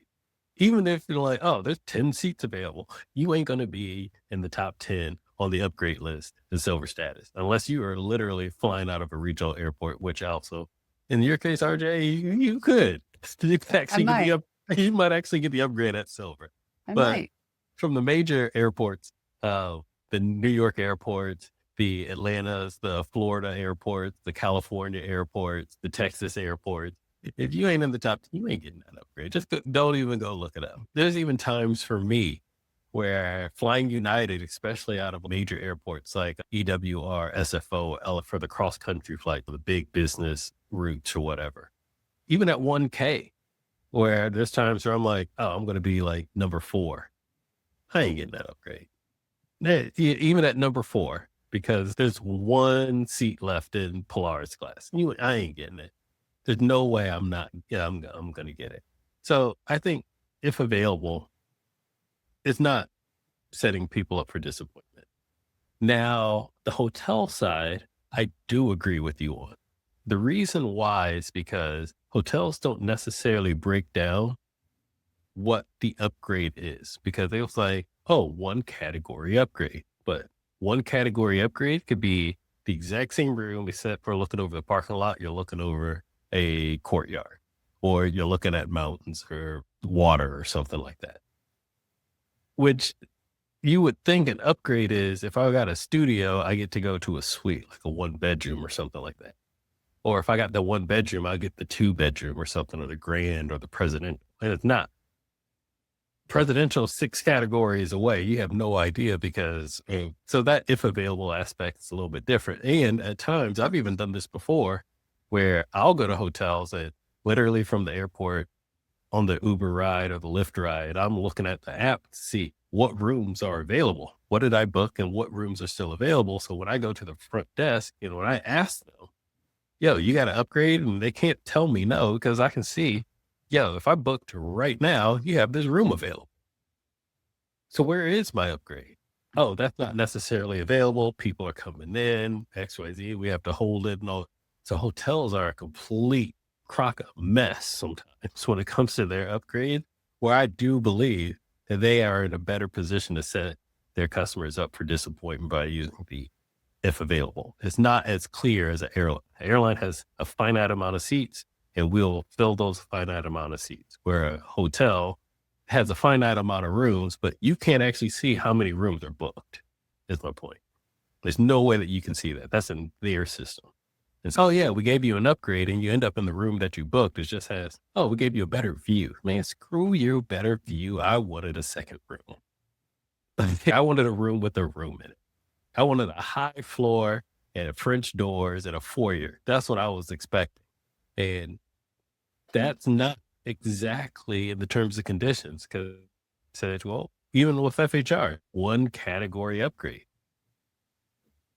When you book your room, there's 3 king suites, right? 3 different kinds. You don't realize that technically your one category upgrade isn't just another king suite. So yes and no, but I think hotels are worse than airline. I think airlines, you have the option to see and foreshadow that you're not getting that upgrade, especially, like I said, when you're on the bottom of one, if you got like silver status, gold status, and you see a whole bunch of people pre-boarding, would you just go to your seat and sit down? You aren't getting that upgrade. Like, all those people are ahead of you on that upgrade list. You don't even know who they are. So I think airlines are completely different than hotels. Thank you. So one thing I that is coming to mind during your answer is, you know this game cold. So I do, yes. especially for airlines, right? You know that so well that you know how to look at that map and read the tea leaves, so to speak. Where a lot of people are sold credit cards based on upgrades, or sold sort of this idea of travel, who don't know. I know people who don't even know like how to pick your seat on an airplane for the seat they bought. They're not even looking for upgrades. They just don't, and they're like my age. They're just people who are not super experienced travelers, right? I totally get what you're saying. And I do that too. But I think there's a technology and an experience gap here. And if you're someone who doesn't know what you don't know and doesn't know how to do that, I think that's when the disappointment comes in. And I agree, hotels are a bigger culprit than airlines. But to add on to that, there's so many times where I will, of course, fly on United, and you'll see the people that aren't even in group 1 or 2. So for y'all that don't fly United, when they do their boarding, they have a line or a section for people that pre-board and people need assistance, military, young families, etc. Then they have group 1 and group 2. That's it. Those are the only lanes. There's no lane 3, lane 4, lane 5. There is group 3, group 4, group 5, but they are supposed to sit in the waiting room until group 3 is called, for example, and then they walk through lane 2 to board on. There are people that are in that lane 2 in group 2 or group 3 or 4, and you'll see them and they're like, man, I never get upgraded. You didn't even get upgraded to boarding group 1. So you're not getting the seat. It's my point. And that's what I'm referring to. At the very bottom of the barrel, you should know from an airline standpoint if you're going to get that upgrade, or if you have a fighting chance for it. At least, like I said, if I have 1K status, I know I at least have a fighting chance. I can go look in the app. Wait a sec. I got 1K. There's 7 empty seats up there. I won't necessarily know until it's time to check in, because you can actually see the upgrade list on the app when you check in, where I'm like, oh, snap. There's 7 seats and I'm number 8. I actually have a fighting chance. Somebody might not show up. A family might get split up and they're like, hey, we don't want to split up our family, which is something I do when I get upgraded and my family does, and my wife doesn't. I stick with my family. I'm like, ooh, I actually have a fighting chance. But if I see my name at number 10 and there's only 2 available seats, give it up. just walk to your seat. And like I said, if you're not in group 1, if you didn't even get upgraded to get on the plane earlier, you're not getting the seat, folks. And that's who I'm really talking to, RJ. Those airline customers that feel like, oh, this is BS, man. I'll never get upgraded. You bought your flight on Expedia. You got instant group 5. You're not getting jack diddly. So That go is find fair. your seat quickly, please. That is very fair. Matt, do you also have feelings on this? I think the process of upgrades when available with airlines and hotels, they are very different. With airlines, yes, your status may get you upgrades, but the airlines have found that people are more willing to just pay for the upgrade or can be incentivized to pay for that first class seat to start. They're much more likely to sell you the upgrade than just give you the upgrade for being compared, whether you are Delta Silver or Delta Medallion Diamond. They would rather put the cash in pocket than they would provide you a free upgrade. It's probably going to be a little bit easier with airline upgrades just because regional airports are a thing. Smaller airports are a thing. And time of your flight can also influence whether or not you're going to get that upgrade. A packed red eye is not necessarily conducive to an upgrade, but a 6 a.m. silly flight that is only half full more than likely would get you that upgrade. But the airlines learned that people are willing to pay. And if you're willing to pay, they will take your cold hard dollars before they will give somebody with a decade of status a free seat. I So do when it want comes to to the point airlines- out there are other things that are a bit. We've really focused on the upgrades, but like Yeah. late or early check-in, different things like that are also listed as if available. I'll come to that with the hotels because the airlines are more likely to observe your other benefits other than the seat upgrade. If you're entitled to various things on the flight as a whatever member, they're going to respect that. The complimentary upgrade when available, they're going to do everything they can to make sure that when available is basically never. But everything else, your free bag, they're fine with. Your complimentary alcoholic drink, they will be fine with. Your whatever else your status entitles you to, they're more than likely going to be quite receptive to give you and acknowledge your long-standing status and dedication to fly with them, even though they're the only airline that flies out of your airport in some cases. At airports where they get to hold you hostage, like Atlanta. When it comes to the hotels, when available, read as never, regardless of whether it is a room upgrade, if it is early check-in, late checkout, whatever. The company that you have status with is not the company that owns the hotel, is not the company that runs the hotel, is not the company that it feels that they are getting the butt end of the stick from your reservation because they're supposed to observe all of these things for you, person they don't know, and you probably didn't give them any cash for. And now they're expected to greet you at 12 o'clock, allow you to check in at 12 o'clock, allow you to check out at 4 o'clock in the afternoon, give you free breakfast, give you all these other things, give you the best room in the hotel should your status award that. They are antithetical to all of it because they are not, and this sounds so stupid to say, they are not compensated to do that for you. And the expectation is, as a globalist, as a titanium member, as whatever else, that your expectation is you're entitled to these things. The hotel, which isn't getting compensated the way you think they're getting compensated for a stay that you're not paying $1 for, that you paid thousands of dollars to prepay for in the past, but this day you didn't give them money. They're not going to be as they're not trying to give you that better room. They're not trying to give you all of the perks. On the hotel side, When available should just read never if you're doing a points booking.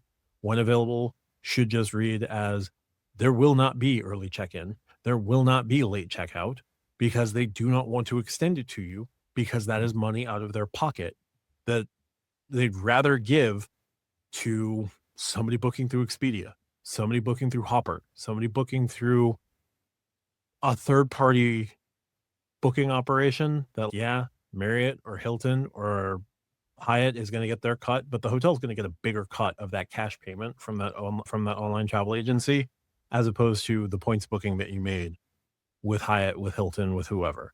The status by and large with hotels is meaning less and less, especially when you buy it with a credit card and you're doing points bookings. Cash bookings, they might be a little bit more flexible, especially if it's a direct. Cash bookings are probably a little bit better for you, but the points bookings, considering the ways that these hotels get compensated on points bookings from the hotel chains, they don't want to give you any of those things. That's money out of their pocket. They don't want to do that. And there's a consortium now of hotel owners going up against Marriott because of how Marriott compensates the owner of the hotel, regardless of if it's a Courtyard or if it's the Ritz-Carlton. They aren't compensated on points bookings to a level that is helping them. And the hotel owners are Marriott's customer. You are not necessarily Marriott's customer. You are dedicating spend to Marriott and expecting something in return. Marriott doesn't control that you get that. The most you can do is complain to Marriott, and Marriott may give you points as compensation, may give you a voucher on your next stay, may give you something to keep you loyal to them. But since Marriott doesn't own the property, own the hotel, be able to control everything from the time you book to the time you check out, Marriott has no control over that. You're at the whims of whatever the hotel decides to do. And some hotels are more accommodating, other hotels are less accommodating. It doesn't matter where you would think that there's expectations of a Park Hyatt. The Park Hyatt in Tokyo and the Park Hyatt in Deer Valley are owned by two completely different companies. Tokyo will probably be very accommodating to you. Deer Valley may tell you to pound sand, and there's no recourse with Hyatt. It is not great that the member benefits that you have either earned through stays, done whatever you've done to get it through stays, paid $650 a year for, it's not reflected. And that's bad, but that's also what happens when the hotel chains go asset light. And there's not much you can do other than expect tell the hotels that you'd rather they go back to owning a bunch of real estate that they're not going to do. I don't know. The airlines have figured you're willing to pay cash and they're more accommodating if you're going to pay cash. The hotels, they are more than likely going to tell you to pound sand. So I want to add on 3 things to everything that Matt just had said. So Please kudos, go. Matt. He did a great job. First is Keith's statement of book what you want. That way you won't be disappointed. And RJ, you and I have also had that conversation, like, especially in a hotel. Book the room you want. You can't get mad that you bought pancakes and got pancakes when you really wanted a waffle. Just go buy the waffle. Just pay for the waffle. And then you don't have to worry about it. Because then everything after that, it's only an enhancement, right? Also, to Matt's point, the late checkout, none of that's guaranteed. Like the early check-in, late checkout, all that stuff, even though you might have platinum or titanium or diamond status. This is one of the reasons why I really, especially when it comes to hotels, you hear me talk about the edit and FHR when I book my trips, because it is guaranteed. Your 4 p.m. late checkout is 100% on the book, in stone, guaranteed. So if that's something that's important to you, then yeah. And once again, could the price be different? Yes. But at the same time, the price could be lower. I've talked about that a lot, even on my personal public videos. FHR in the edit, you can actually get a better price, especially for my non-members. You should be looking at Chase Travelport for your flights. Just if you want a cheaper flight, just period. Don't ruin it for everybody, but just period. And then when it comes to upgrades, the whole if available aspect is one thing, but there's also a regional component to it. There's the American component to it where we don't owe you nothing. But Yep. for those like myself who have traveled outside of the country, now Europe is treats you one way. Asia's, we got space, you can have it. Like it's a whole cultural thing. They want you to have the upgrade. They are appreciative of your status and how much you pay. Europe, you might have to walk in with the blazer in some places because Europe. Just sir not to realize that the jacket is required. I can put on a black jacket, but something else black I can't take off. Yeah. Europe's still Europe, y'all. Just letting y'all know. That won't be the Yeah. title, but it's really good. Yeah, and everything I was Yeah. saying was based in the U.S. Like your experiences with True. outside of the U.S. are going to be completely different. You can be Marriott Titanium and be escorted to the best room in the hotel. You could be Hilton Diamond Reserve and be escorted to the best room at the new Waldorf Astoria Admiralty that's being built, that's about to open in London. Is it a Waldorf Astoria? It doesn't matter. I'm But, just like- saying, there are certain countries and certain cities and certain properties within certain places in Europe that are more bougie than I am. And I'm just saying that between my race and nationality, I'm walking in with 2 strikes. We're just going to leave it right there. Fill in the gaps. Oh, you're American? Okay. All right. Put them in the back. And our administration ain't helping right now. When they ask, hey, how's your president doing? Just take your keys and walk away. Just take it. Everybody's mad at us right That's now. why you just stick a Canadian flag on your. Everybody's mad at us right now, especially in Europe. Man, huge tangent. But anyway, the upgrade thing works differently in different places. I've gone to Korea a lot. I've been to Japan earlier this year, and they are handing those things out like free candy. Just, oh, yeah, upgrade, especially when I booked with FHR. So like when I was in Tokyo, I booked FHR for Conrad too. And they rolled out the red carpet, not literally, but and gave me the world that I never even asked for. You didn't have to try or anything like that. So they treat you differently based on your status versus America. America, you got to fight for it a little bit. And how worth is it when you fight for it? It depends, actually. So that's one of the reasons why I like to stack my status with my FHR on my edit, because it makes that fight a whole lot easier, especially when you go to repeat properties. Hey, I've been there before. Not only in my FHR, I'm platinum status, diamond status, whatever status. And then, of course, just be a nice person. Just be a good human being. I've also mentioned in some of my favorite travel hacks in one of my public videos is that I never like to pre-check-in, not for airlines, but for hotels. I don't like to just do the mobile check-in where I can just bypass the front and go straight to my room. I want to go talk to someone. I want to build that rapport, build that relationship, make them laugh a little bit. Hopefully they, you know what? We got some extra rooms. Let's just go ahead and give it to them. Or you might be able to plead your case a little bit. Look, man, I got a toddler with me and he needs a nap. I would love to have a second room where I can put him in the room. Then I got the living room where I can like separate myself so I don't have to sit in a dark room with him the entire time. A human understands that. The app in your phone does not.